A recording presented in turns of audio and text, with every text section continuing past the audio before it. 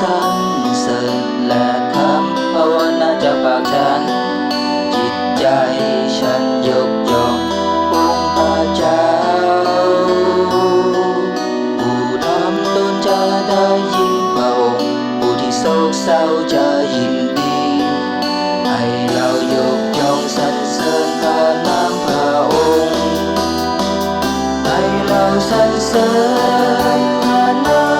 มของพระองค์ชั่วนิรันดร์ฉันทูลพระองค์พระองค์ทรงฟังและทรงช่วยฉันจากความกลัวให้เราสรรเสริญพระนาม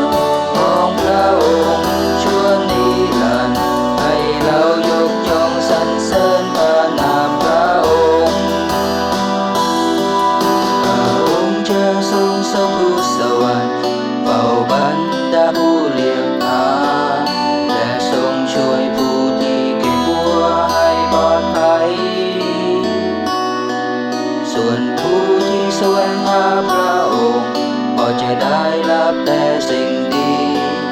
ให้เรารวมกันสรรเสริญด้วยการร้องเพลงให้เราสรรเสริญพระนามของพระองค์ชั่วนิรันดร์ฉันทูลพระองค์พระองค์ทรงฟังและทรงช่วยฉันจากความกลัวให้เราสรรเสริญพระนามของพระองค์ชั่วนิรันดร์ให้เรายกย่องสรรเสริญพระนามพระองค์